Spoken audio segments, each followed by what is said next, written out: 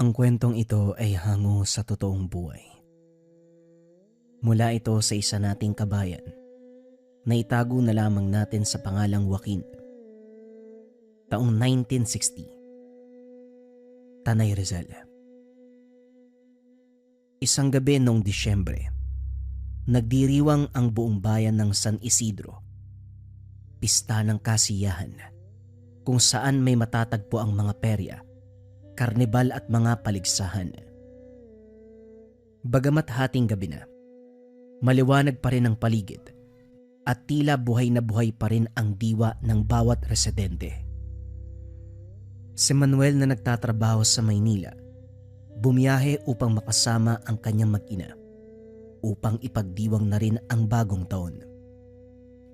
Tuwang-tuwa ang ama dahil marami itong dalang pasalubong sa pamilya. Habang nasa biyahe, rinig nito ang ingay sa bayan. Kaso nga lang habang umaandar ang bus, ang mga sigaw ng saya ay unti-unting naging sigaw ng takot at kaba. Sunog! May sunog! Dali-daling bumaba ng bus si Manuel nang mapagtantong mismong lugar nila ang pinagmula ng sunog. Dahil gawa sa mga yero at kahoy ang kabahayan, wala pang ilang minuto nagkalat na ang apoy. Bagamat may mga bumbero at mga residenteng nagtulong-tulong upang maapula ito, halos 2 oras ang lumipas bago tuluyang naayos ang sunog. Maraming pamilya ang naapektuhan ng tahanan at kabuhayan, at ang pinakamasaklap, namatayan ng mahal sa buhay. Ang kaninang ligayang naramdaman ng bayan, naging hinagpis, pagluluksa. Sa kasamaang palad, isa si Manuel sa naging biktima ng apoy. Halos abo na lang ang natira sa tahanan. Natagpuan niya rin ang bangkay ng mag-ina. Yakap-yakap ng ina ang 10 taong gulang na anak ni Manuel. Bagamat matigas, matapang, hindi maiwasan ng ama na umiyak at mapaluhod sa nadatnan. Ayon sa otoridad, napabayaang saksakan ang dahilan ng sunog. Sa dami ng ilaw at kuryenteng ginamit, hindi naiwasan na masobrahan ang paggamit, kaya naman kahit masama ang kalooban, tinanggap na lang ng mga residente ang nangyari. Aksidente lang ang lahat. Hindi makapaniwala si Manuel na hindi na pala nito masisilayan pa ang pamilya. 1 taon bago ito nakabiyahe pabalik. Kaya naman laking pagsisisi niya na inuna ang trabaho kaysa makapiling ang mag-ina. Kahit na ilang taon sa Maynila, hindi nito nakalimutan ang mga aral at kwento ng lolo ni Manuel na isang albularyo. Kaya naman nang makapansin ng kakaiba, dito niya napagtanto, hindi normal ang aksidente. Matapos ang libing, nanatili si Manuel sa nasunog na tahanan. Hindi makakain, hindi rin makatulog. Nagbabaka sakaling magkaroon ng milagro o kahit anong makakatulong upang magkaroon ng katahimikan ang kaluluwa. Doon niya napansin sa dulo ng mga bahay na nasunog, merong isang troso sa gitna. Alam nitong hindi normal ang kahoy na naroon. Bukod sa amoy insenso at sigarilyo, ito ang nag-iisang bagay na hindi nasira ng apoy, kahit na ang buong paligid ay halos abo na lamang. Upang makasiguradong tama ang hinala, lumapit si Manuel sa kilalang manggagamot ng bayan, si Mang Andoy. Si Mang Andoy ay isang manggagamot na dating napagbintangan na mangkukulam, ngunit napatunayan ng matanda ang kakayahan nito sa itim at puting mahika. Kaso nga lang hindi niya ito ginamit sa kasamaan. Bagamat makapangyarihan, halos walang nalapit dito dahil sa takot. Dinala ni Manuel ang matandang manggagamot sa lugar. Pinagmasdan at inaral nitong maigi ang troso. May kinuha ito sa bulsa at nagsindi. "Mang Andoy, ano yan?" tanong ni Manuel. "Dagta ng kamangyan." Tugon ni Mang Andoy. Magtatanong pa sana muli ang ama.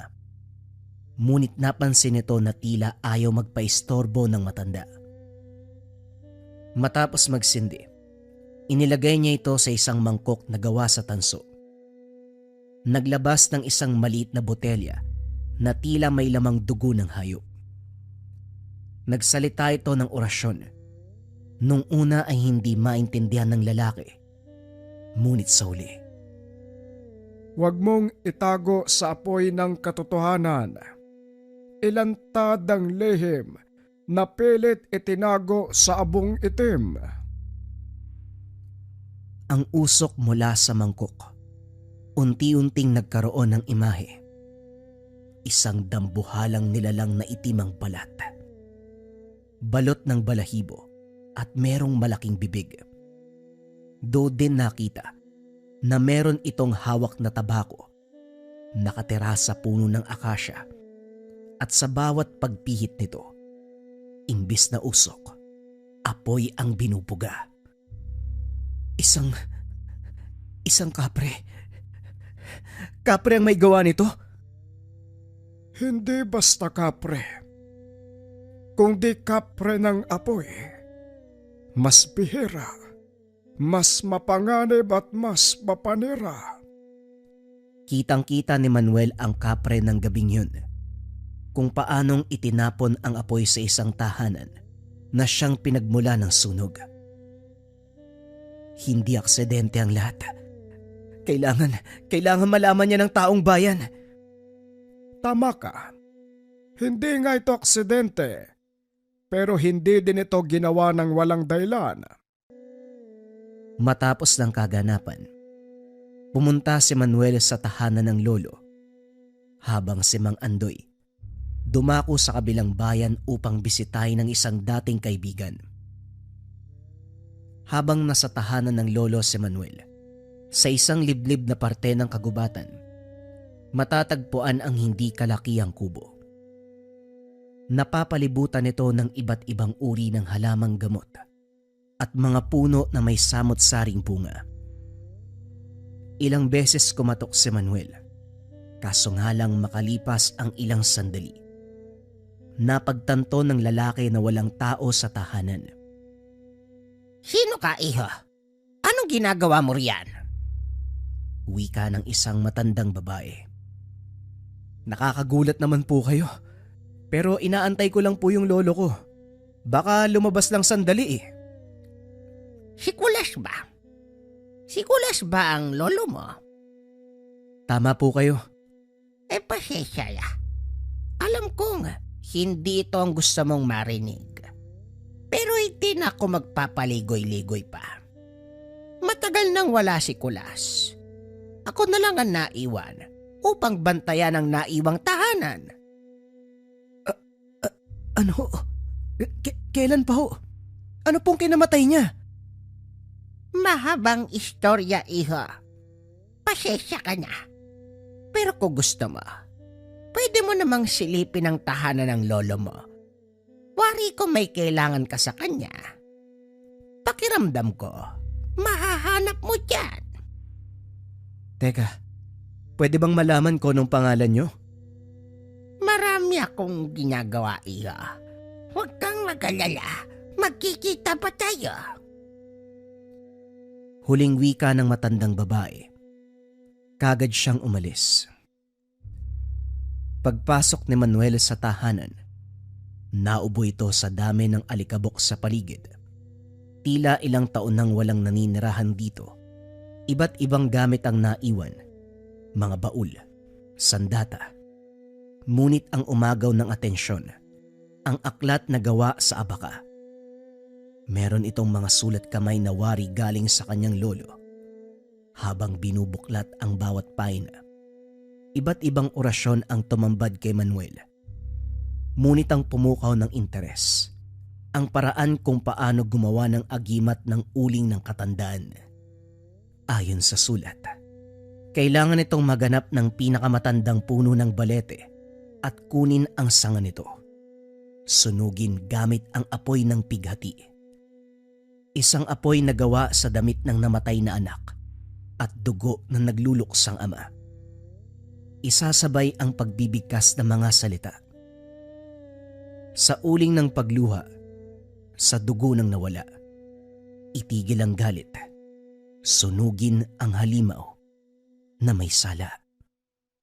Kung tama ang pagkagawa, isang kwintas ang dapat lalabas, gawa sa uling na hindi nauubos ang gitna, at ang tela ang magsisilbing tali sa agimat. Tinanda ni Manuel ang lahat ng kailangan maging ang orasyon. Hinanap si Mang Andoy upang mangingi ng tulong. Kasama ang matanda, nagtungo ang dalawa sa kabilang parte ng bayan. Mas masukal ang daan, mas liblib ang lugar. Bagamat terik ang araw, madilim ang paligid. Sa dami at taas ng mga puno, halos hindi dumapo ang sinag sa kanila. Napatingin mula sa baba paitaas si Manuel nang makita ang isang tila higanteng puno ng akasya. Halos kasing laki lang ng maliit na kubo ang lapad ng troso nito. Napakalaki ng mga dahon, mas malaki pa sa palad ng mga kamay. Kumatok si Mang Andoy sa ugat ng puno. Makatapos ang ilang beses, isang matandang babae ang lumabas mula sa ilalim. Nagulat ito nang makita ang isang pamilyar na muka. Oh, Andoy, napadalaw ka. Wika ng matanda. Napalingon ito kay Manuel. Sabi sa'yo, iho magkikita pa tayo. Magpapaalam sana kami, Sonia. Kung maaari ba, makahingi ng sanga mula sa puno mo? Kailangan daw kasi mula sa napakatandang puno ng akasya ang gagamitin. Kung ganon, hindi ito ang punong hinahanap niya. Tugon ng matanda. Naglakad ito palis. Teka, dambuhalang puno na to at saka mukhang matanda na. Hindi pa to yun? Marami ka pang hindi alam, iya. Maraming kayang gawin ng kalikasan na hindi kailanman maiintindihan ng mga tao. Sa liblib na bahagi ng kabundukan, matatagpuan ang isang maliit na lagusan. Tila kuweba sa ilalim ng bundok ang lugar. Pagpasok, laking gulat ni Manuel na hindi ito madilim. Tila mala-paraiso pa ang paligid. Maluwag, puno ng iba't ibang klaseng bulaklak, halaman at mga insekto. Sa gitna ay meron talon. Kagad silang nagtungo sa tuktok. Sa itaas hindi makapaniwala si Manuel sa ganda ng tanawin. Sobrang nakakabighani yung ganda ng paligid. Pero Aling Sonia, bakit mo kami dinala dito? Asan yung puno ng akasya? Nakakatawa ka talaga, iho. Hindi mo ba alam kung ano ang tinutungtungan mo ngayon? Napatingin siya sa inaapakan. Ang akala niyang lupa ay troso pala. Ito ang pinakamalaki at matandang akasya sa lugar na ito. Hindi basta-basta ang nakakaalam ng lugar. Kaya't siguraduhin mong hindi ka magdadala ng kahit na sino dito. Pero, paanong nagkaroon ng talon dito? Hindi ba gawa sa lupa at mga bato ang mga talon?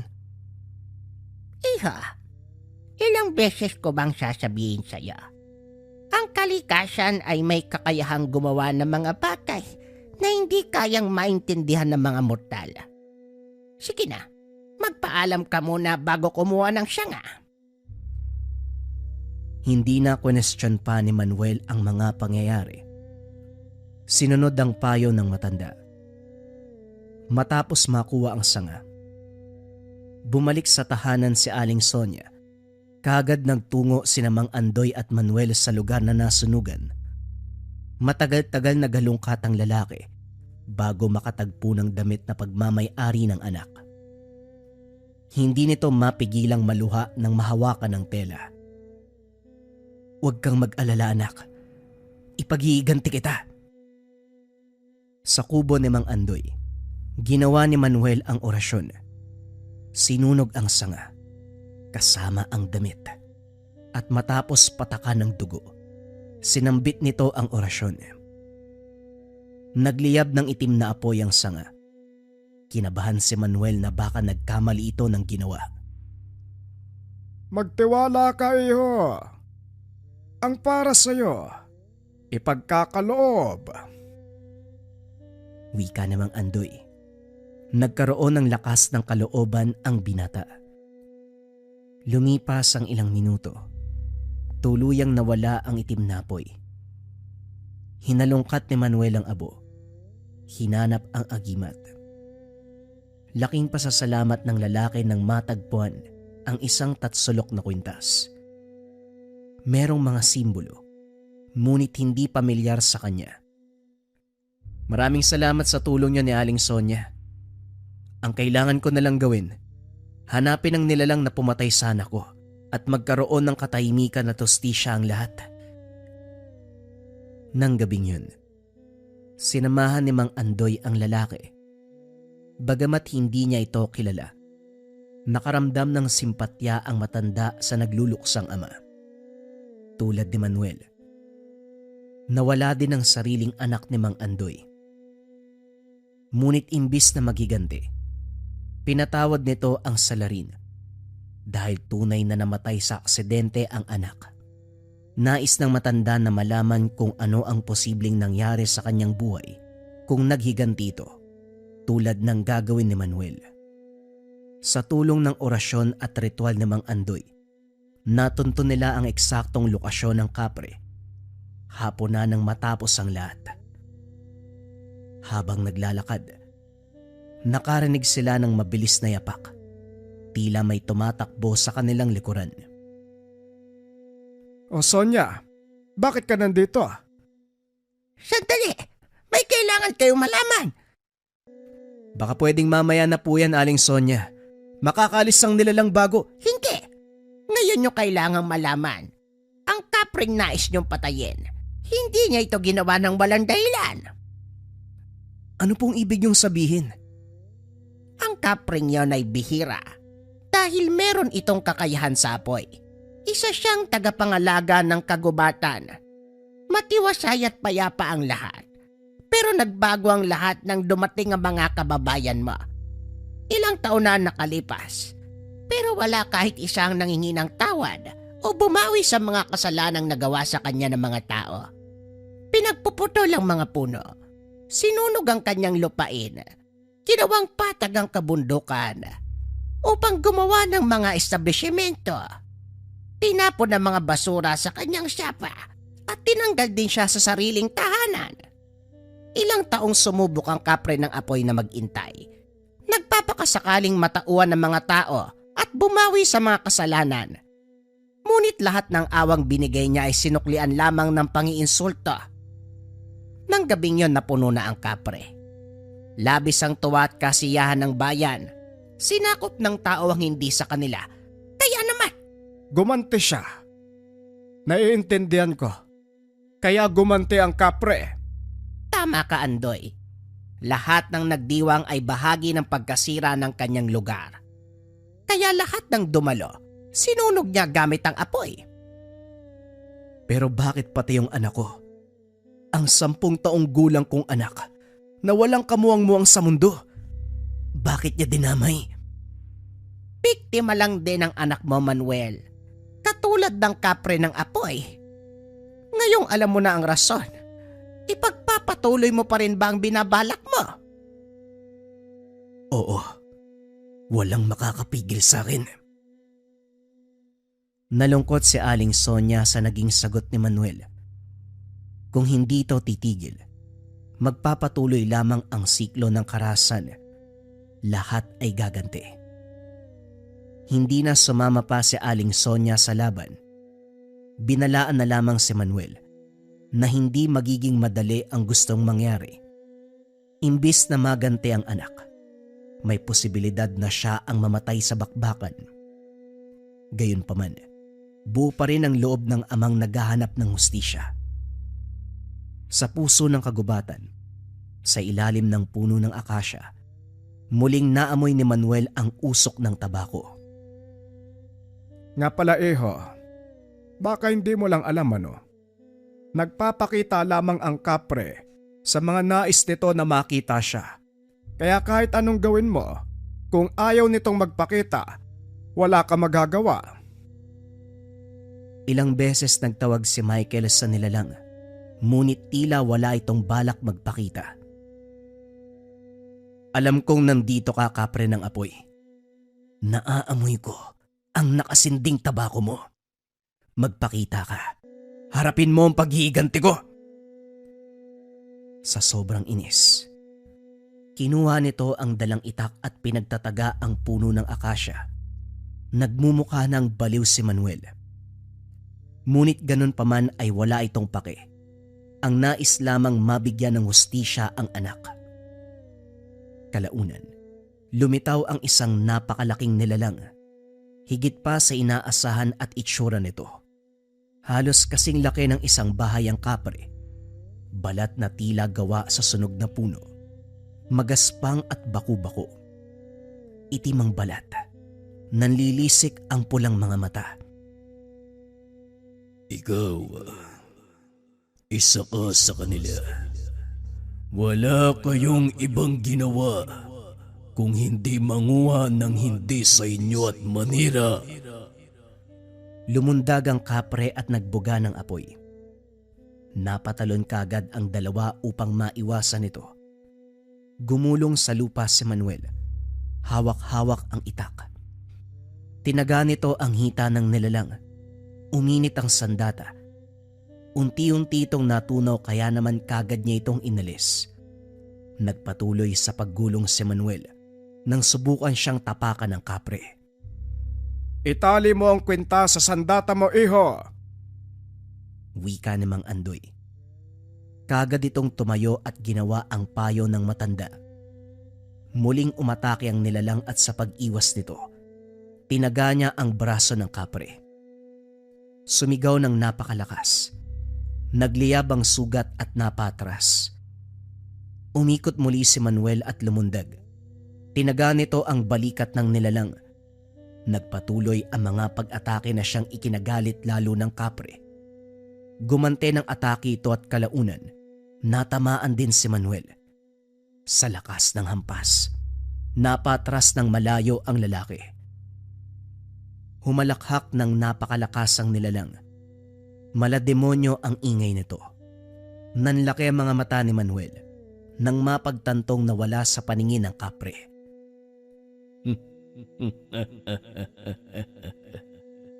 Masyado ka pang baguhan para sa akin. Lalong nahirapan si Manuel nang atakihin ito ng nilalang. Bukod sa hindi makita, malakas ang bawat paghampas. Nagtamo ng ilang pasa, sugat at bali sa buto si Manuel. Tumalsik ito sa sanga at tila nawalan ng malay. Bagamat nahihirapan, napansin nito ang mga sugat na natamo kanina ng kapre. Hanggang ngayon ay nag-aalab. Dahil doon, nagkaroon ng ideya si Manuel kung nasaan ang nilalang. Nakaiwas ito ng ilang beses. Dumakot ng lupa upang ibato. Ginamit ni Manuel ang oportunidad upang muling atakihin ng nilalang. Bawat sapak, hampas at bato ay may damdamin. Tila hindi na nito pinapansin ang sakit ng katawan. Nang humina ang nilalang, kagad niya itong pinuruhan. Ngunit hindi lamang kapre ang nasaktan. Sa lakas ng kanyang hampas, tuluyan din itong nabali ang sariling katawan. Bagamat duguan at bali ang braso, pilit nitong itinaas ang agimat sa nilalang upang tapusin na ang lahat. Para sa dugo ng anak ko, tapusin ang mapeligro mong apoy! Lumiwanag ang paligid. Habang umiilaw ang agimat, dali-daling tinaga ng lalaki ang kapre sa leg. Damang-dama ang angil nito sa bawat atake. Tila naging halimaw na din ito dahil sa labis na galit na nadarama. Hindi man maganda ang nangyari sa'yo, pero kumpara sa dami ng buhay at pamilyang nasira mo, hindi pa yan sapat sa kamatayan mo. Hindi na pumalag pa. Hinayaan na lamang ng kapre ang mga susunod na magaganap. Tinarak ni Manuel ang agimat sa dibdib ng nilalang. Nagliyab ito at natumba sa lupa. Bago tuluyang mawalan ng malay, muling nagsalita ang nilalang. Kasalanan ng tao ang apoy. Kaya sa apoy din sila mamamatay. Sabihin mo sa akin, anong kasalanan ng 10 taong gulang na bata? Hindi dapat kasama ang anak mo. Lalo na't naging mabuti ang batang yun sa akin. Tuwing umaga, nag-iiwan siya ng iba't ibang uring matatamis na pagkain. Akala niya, hindi lang ako pinapansin ng mga tao. Ngunit ang hindi niya alam, siya lang ang nakakakita sa akin. Pero sumama siya sa pagdiriwang at ako'y naging alipin ng galit. Napalood na lamang sa hinagpis si Manuel nang mapagtanto na ang inosenteng anak biktima lamang ng bulag na paghihiganti. Tinapos na ni Manuel ang nilalang. Muling umilaw ang paligid hanggang sa naging abo ang kapre. Patawad. Patawad, anak!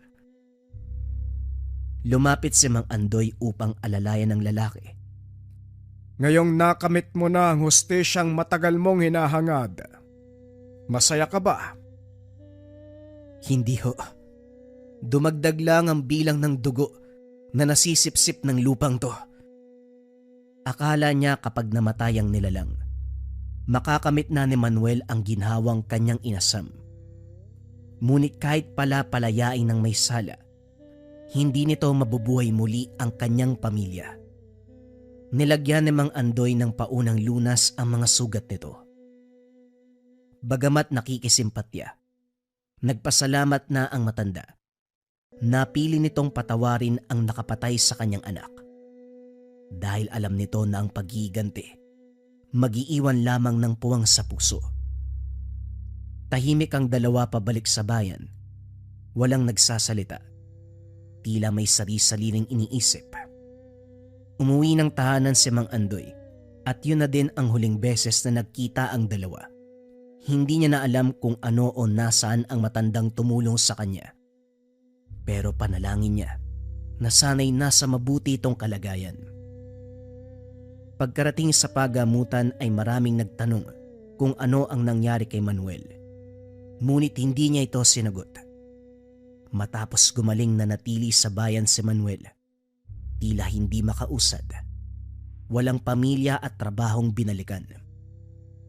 Kahit papano nakaramdam ng pagsisisi si Manuel. Kung sinunod niya ang payo ni Aling Sonia, maaaring buhay pa sana ang kapre.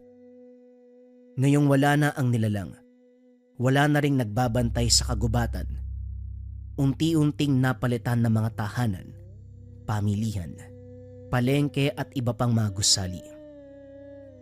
Ang dating malaparaisong probinsya, naging syudad.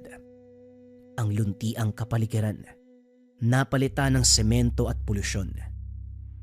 Ito ang kinakatakutan ni Aling Sonia bilang tagapagbantay ng lugar. Nagtago ang matanda upang alagaan ang natitirang yaman ng kalikasan. Hindi na muli pang natunto ni Manuel ang mga lugar kung saan ito dinala ng matanda. Simula noon, hindi na nagdiwang pa ang bayan. Kahit anong okasyon, wala nang kasiyahan, kantahan at handaan. Tanging kalungkutan lamang at alaala ng mga yumao ang natira. Unti-unting nabawasan na rin ang populasyon ng lugar. Tanging mga abandonadong gusali at iilan na lamang ang naninirahan. Lumipas pa ang mga taon. May matandang lalaki na pagala-gala sa lugar. May bitbit itong sako at kung minsan na pagkakamalang taong grasa. Bagamat pakalat-kalat, madalas natatagpuan sa loob ng simbahan. Tahimik at halos hindi makausap. Bukod sa sako, meron itong dalang maliit na bote, puno ng abo at may uling din sa loob. Kahit mapagtripa ng kabataan, hindi ito pumapalag. Maliban na lamang kung papakialaman ang boteng bitbit. Nagiging bayolente ang lalaki sa puntong kailangan na siyang maikulong. Dahil tahimik at hindi naman nanggugulo ang matanda, binalaan na lamang ang natitirang residente na wag na itong pakialaman dahil payapa namang gumagala ang taong grasa. Wag lamang papakialaman ang kanyang bote na naglalaman ng itim na uling. Kung para sa mga tao normal na bote lang ito at baliw ang tao, ngunit para sa may mga kaalaman, ito ang mutya na kanyang ginamit upang mapatay ang isang mapanganib na nilalang na kung tawagin nila, kapre ng apoy. Bagong kwento pa rin ang kasunod mga kabayan. Ito ay tungkol sa maglolo na manunugis. Ang kwentong ito ay hango sa totoong buhay. Mula ito sa isa nating kabayan na itago na lamang natin sa pangalang Dondon. Taong 2002, Samar. Lumaki si Dondon sa piling ng lolo at lola na ginagalang bilang mama at papa. Bata pa lang, hindi na nakasama ang mga magulang dahil magkasabay na nasawi sa isang trahedya. Sa murang edad, namulat sa gawain ng isang manunugis sa kanyang lolo Danyok. Biyasa sa pakikipaglaban sa iba't ibang uri ng aswang. Natuto siya kalaunan, sumama para hindi lang masaksiyan ang aktwal na sagupan, kundi maging katuwang sa bawat laban. Hindi may tatanggi ang kakayahan ng binata, maayos na nahubog ng lolo. Umaga pa lang, hindi na malaman ni Lolo Danyok kung ano ang gagawin sa mga alaga.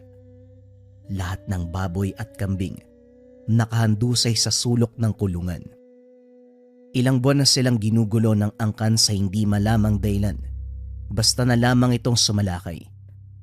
Kung hindi sila ang inaatake, mga alagang hayop ang pinagdidiskitahan, pero sa pagkakataong ito walang tinira. Danyok, bakit parang iniipit tayo ng sitwasyon?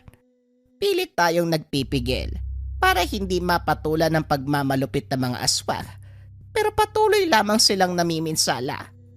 Hindi na tama ang nangyayari. Wala na tayong kabuhayan. Wika ni Lola Sonia. Sa tingin mo ba natutuwa ako sa nagaganap? Ubus na ang pasensya ko sa angkan na yon. Nananahimik tayo pero ito sila. Nagsisimula ng gulo. Tama na ang panggugulo sa atin. Panahon na para lumaban. Dondon, maganda ka. Dahil sa muli nilang paglusob, lalaban tayo. Nakahanda na ako noon pa, Papang. Hudyat niya lang ang inaantay ko. Tugon ni Dondon. Teka, pinabalak niyong kumalaban sa kanila. Danyok, alam kong may laban tayo dahil sa mutyang tangan mo. Pero maraming madadamay sa oras na mangyari yan. May mga kapitbahay tayo at alam mo rin ang kanilang kondisyon. Hindi ba pwedeng kumalma na lang muna tayo? Baka titigil din sila. Hindi na ito madadaan sa pagbabakasakali, Sonia. Hindi titigil ang mga yan. Nakita mo naman kung paano sila mag-umpisa ng kaguluhan. Sasagot lang tayo sa hamon nila at sisiguraduhin kong walang ibang madadamay. Ako pa, inuuna kong seguridad ng mga tao. Sisiguraduhin kong walang ibang mapeperwisyo. Sasama ako, Papang. Matagal na akong hindi nakikipagbakbakan. Nasasabik din ako mamugot ng ulo lalo na kapag aswang. Isa ka pa, Dondon. Wala kayong pinagkaiba ng lolo mo. Ang sarap niyong pag-untog, inay nako. Wala ba talaga ibang paraan para matigil na to nang hindi tayo napapasabak sa labanan? Hindi maganda ang pakiramdam ko sa binabalak niya. Marami kasi sila. Eto namang si Sonia parang hindi pa nangyayari kaya kumalma ka muna. Nauuna ang reaksyon mo . Ang Ang pangit pakinggan. Ganyan talaga si Mamang Sonia. Paano kasi walang bilib sa atin? Papang, ayaw maniwala na kaya natin na kahit sinong aswang pa yan. Puro pag-aalala kasi yung iniisip eh. Alam nga namang hikayatin ko kayong humarap sa mga halimaw na yon delikadong delikado. Walang lola at asawa na gugustuhin makipaglaban ng pamilya sa mga nilalang na kagaya niyan. Oo na, ang dami pang sinasabi eh. Doon ka na lang sa kusina. Pagkaabalahan ng paghahanda ng makakain, lalabas muna kami ni Dondon. Ililibing ang mga alaga. Pagkatapos mabitbit ang mga kagamitang panghukay, isa-isa nilang kinarga ang mga alagang patay. May kapitbahay pang gustong bumili dahil uulamin. Gagawing pulutan pero hindi pumayag si Lolo Danyok. Tigil-tigilan nyo nga yung pagiging hayok sa karne. Biktima ito ng aswang at hindi tayo sigurado kung may iniwang lason sa katawan ng hayop. Kung sakaling makain nyo at umepekto, kasalanan ko pa. Naghahanap lang kayo ng problema eh. Ito talagang si Lolo Danyok. Ayaw kaming patikimin ng masarap eh. Tamang-tama yung gawing pulutan ng tataba eh. Bibili naman namin sa tamang presyo. Kung gusto nyong kumain ng karne, pumunta kayo sa palengke. Ilang minutong lakad lang naman yan. Huwag tong mga alaga namin dahil biktima ng nilalang. Delikado sa kalusugan at buhay. Makinig kayo ah. Huwag nang ihirit at baka mahambalos ko kayo ng piko. O narinig niyo si Papang, huwag na kayo magsalita ah. Doon na lang kasi kayo sa palengke bumili.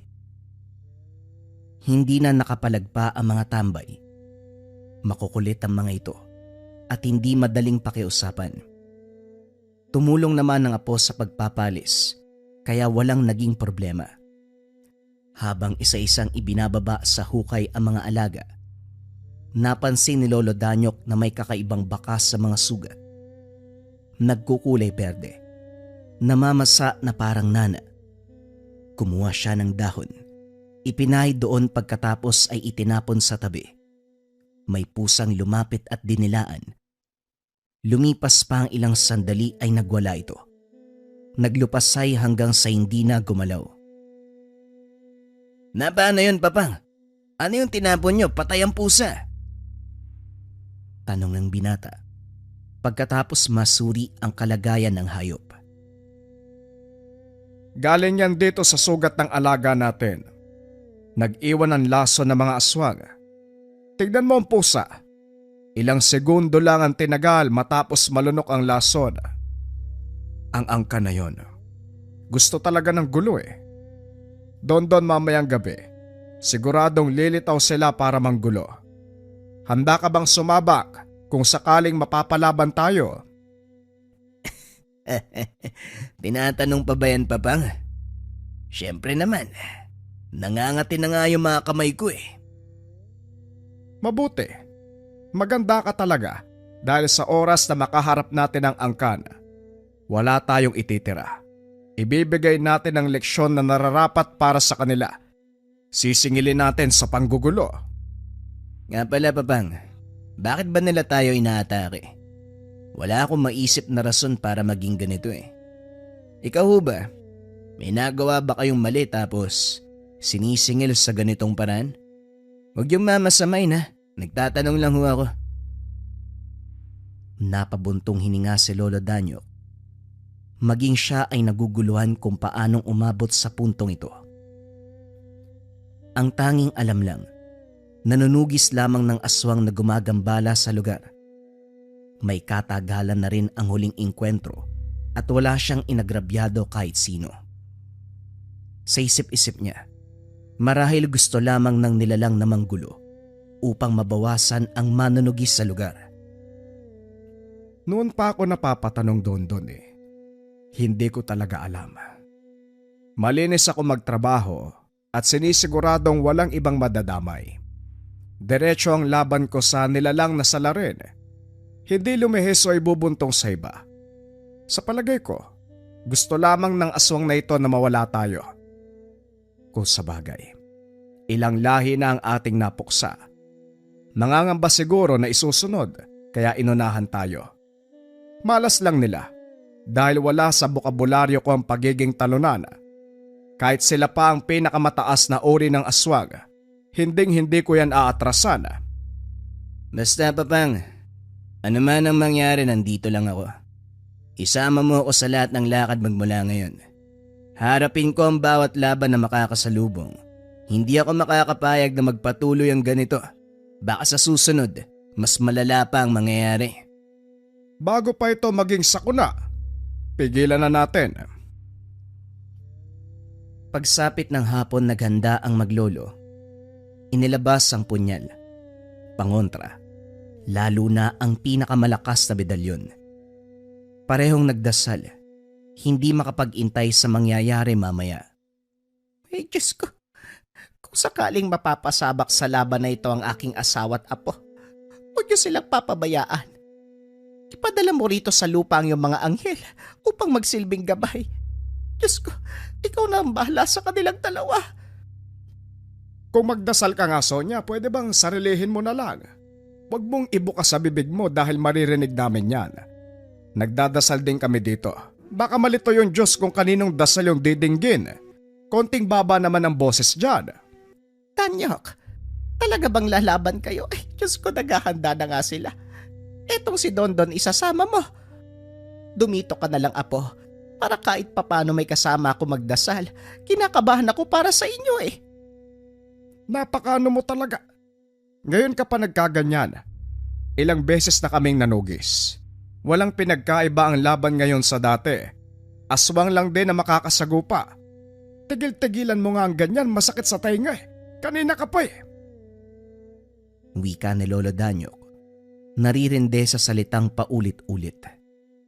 Mamang, wag ho kayong mag-alala. Ang totoo, wala ka nga dapat ipag-alala eh. Alam namin ni Papang ang gagawin. Hindi kami makikipagtuos kung alam namin na wala kaming laban. Mamang, magtiwala kayo kay Papang. Siya kaya ang isa sa pinakamalakas na manunugis ng aswang sa balat ng lupa. Wala pang nakakatalong nilalang sa kanya. Ni hindi nga nagkaroon ng galos sa labanan yan. Ang sabihin mo, kumakampi ka pa sa kanya. Parehong-pareho talaga kayo mula noon hanggang ngayon. O siya, ako nang maiwan dito sa bahay. Magdarasal ako. Yun lang naman ang magagawa ko eh. Kung marunong lang akong humawak ng patalim, edi sana sumama ko sa inyo. Dumito ka na lang. Magbantay ka ng tahanan. Hindi naman kami magtatagal doon eh.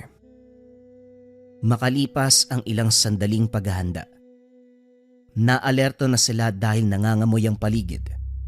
Lumalantad sa hangin ang bakas ng mga aswang. 3 ang nabilang ni Lolo Danyok pagkatapos masilip. Noong nakaraang mga araw ay 2 hanggang 4. Tinignan niya ang ibang bahagi ng bakuran. Malinaw na nakikita ang figura ng aswang, nagtatago sa nagyayabungang halaman. Maging alisto ka, Dondon. Unti-unti silang lumalapit. Noon may distansya pa eh. Ngayon nasa bakuran na. Ihanda mo ang punyal mo. Sonya, doon ka muna sa kwarto natin. Hindi yon malalapitan dahil malakas ang pangontra doon.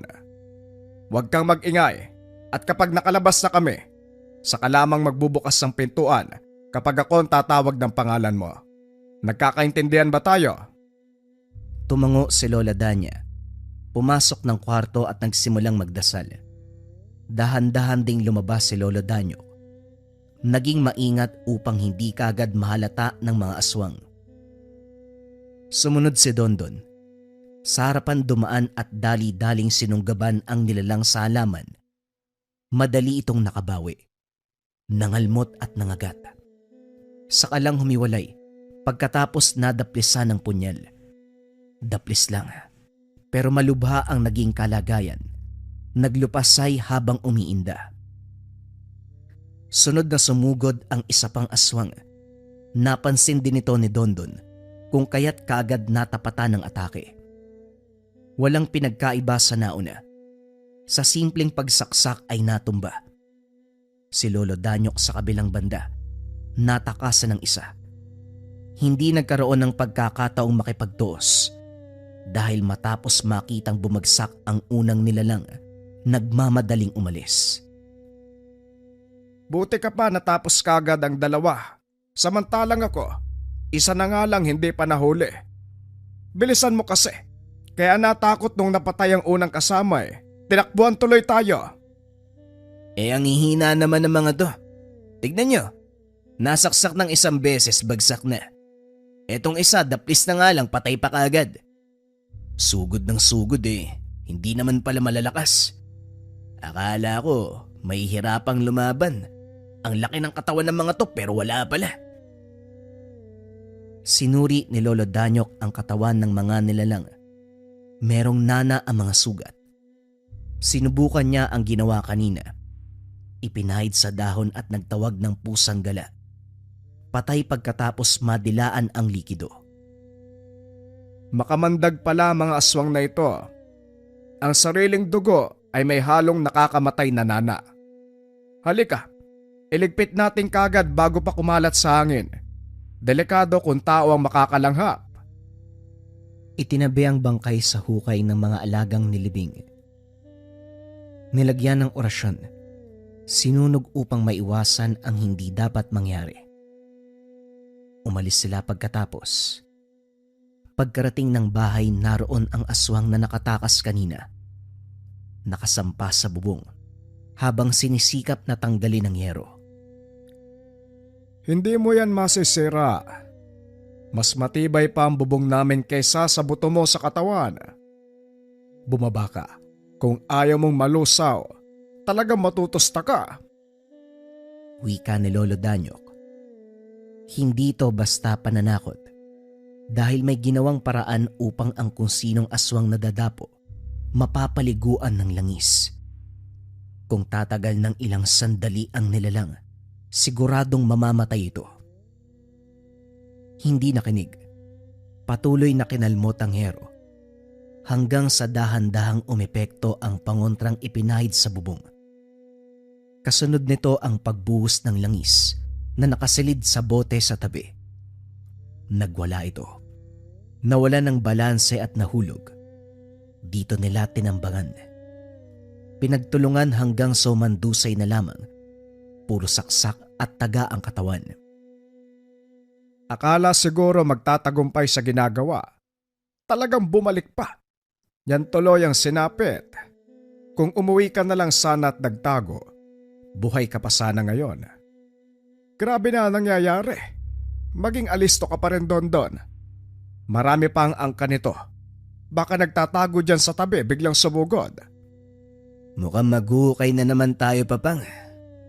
Sandali, titignan ko ang paligid. Dahil baka meron pang susunod. Para isang ligpit na lang. Ang mabuti pa maglibot ka. Dito lang ako.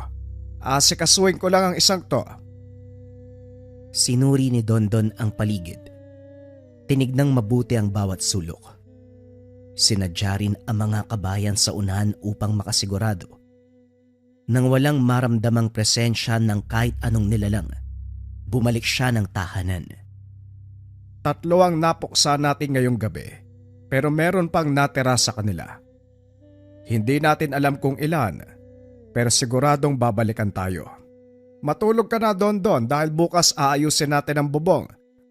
May iilang yerong nasira, kinakailangan din palitan ng langis. Ano ka may aswang shabu ba? Bakit hindi ko napansin? Nandito lang naman ako sa loob eh. Abay meron nga. Ang daming butas ng yero, Diyos ko.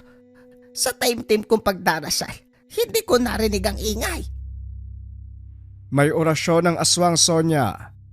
May bisa kung saan hindi mapapansin ng ordinaryong tao ang kanilang pag-atake. Mabuti na lang kamo, nakabalik kami bago pa siya magtagumpay. Mas mainam nga kung makapasok ng tahanan para siguradong matutusta kapag naligo ng langis. Ay nako, ibang-iba na ang mga kaganapan. Mahihimatay ako kakaisip. Diyan ka na nga, magpapahinga na ako bago pa mawalan ng malay. Kinabukasan maagang kinumpuni ang bubungan. May dumaang kapitbahay. Nagtanong kung paano nangyari, gayong hindi naman masama ang panahon. Dito nalaman na pangkalahatan ang ginawang orasyon ng aswang, na maging ang mga kapitbahay, hindi mapapansin ang kaguluhang dulot ng pagsalakay. Kakaiba ang galawan ng mga nilalang ngayon, Papang. Biruin mo, marunong ng orasyon. Daig pa tayong manunugis. Yun na nga eh. Marami na silang alam. Minsan pa'y natatapatan ng orasyon ng malakas na antingero. Hindi bali na. Wala namang magpapatalo sa pamilyang to eh. Kahit batuin pa tayo ng kaliwat kanang dasal, lalabanan natin sila. Hanggat kaya ng tangan, wala tayong susukuan. Lalo pat hindi malinaw kung ano ang rason ng kanilang pagsalakay. Hindi tayo papabiktima sa kanila. Nang mga sumunod na araw, pansamantalang naging payapa ang paligid. Alerto pa rin sila Dondon dahil ganitong-ganito ang galawan ng mga aswang. Magpapalipas ng ilang sandali, pagkatapos ay biglang susugod. Maging sa gabi ay bantay sarado pa rin. Hindi nagpapakampante dahil may pagkakataon na nangangamoy ang buong paligid. Danyok, bakit parang may nangangamoy? Tignan mo nga sa labas si Dondon. Baka kung anong halaman ang sinusunog. Ang baho. Goma yata ang sinisindihan o buhok. Ano ba yan? Walang sinusunog si Dondon. Ang naaamoy mo ay samyo ng aswang. Pakisara mga bintana. Magdasal ka na din. Lumabas siya at nakitang naghahanda na ang apo. Bitbit nito ang palakol. Tatawagin pa sana kita, Papang, pero nandito ka na pala. Ang lakas ng amoy, ano po? Kanina ko pa napapansin. Hindi lang ako nagbigay ng reaksyon kaagad dahil hindi pa malinaw, pero ngayon ito na. Marami ang dumaan kanina. Laban na ang magaganap. Nilibot nila ang tingin sa paligid. Iba't ibang angil ang maririnig. Kaluskos sa mga halaman. Lalong lumalakas ang amoy sa paglipas ng sandali. Hindi nagtagal sumugod ang mga ito. Nagsabay ang dalawa. Lumaban sila Lolo Danyok nung una. Pumabor sa kanila ang laban pero nang tumagal ay nahihirapan. Kumpara sa mga unang aswang na nakasagupa, mas malakas ang mga ito. Madaling nakakailag na parabang nababasa ang susunod nilang galaw. Ilang beses din silang natutumba. Tumitilapon pagkatapos na tamaan ng atake. Dumarami ang kaaway dahil pa isa-isang nadadagdagan. Dondon na po, ayos ka lang ba? Hindi ko alam na mas malakas pala ang mga ito kumpara sa mga nauna. Pero walang susuko. Kaya mo pa ba? Nag-alala ang matanda sa kalagayan ng apo. Mas malala ang sinapit nito kaysa sa kanya. Ilang beses binalibag, pinagtulungan, pero dahil may tangan hindi gaanong napuruan. Kaya pa naman, Papang. Ayos lang ako. Medyo nagulat lang dahil kakaiba ang lakas sa mga ito. Sige lang, magpaguran tayong lahat hanggang dulo. Sumugod na si Dondon. Sabay na inatake ang dalawang nilalang. Kumilos na rin si Lolo Danyok na ipinamalas ang bangis pagdating sa paggamit ng orasyon. Sinabayan ng patalim hanggang sa nagawang maisa ng halimaw. Humandusay na ito. O ayan, bumagsak na ang isa Dondon. Gamitan mo ng orasyon. Isabay sa paggamit ng punyal. Doble ingat na rin pala dahil nadadagdagan na naman. Nakita ang dalawa pang aswang na biglang lumitaw. Sa dami ng samyong nagpang-abot, nalilito kung saan galing ang iba. Hoy, ilan ba kayo? Napakadami nyo naman. Dalawa lang kami ni Papang dito eh. Tapos kayo padami ng padami habang tumatagal. Grabing pandaraya naman yan. Reklamo ni Dondon. Sinagot lang ito ng pag-angil at muli na namang nagtuos. Hindi kaya ng lakas at patalim lang, kaya sinabayan ng orasyon. Maayos ang resulta nung una dahil nagawa nilang makalamang. Pero nang tumagal ay gumamit din ng orasyon ang mga ito. Nahirapan silang lumaban, nakaramdam ng panghihina.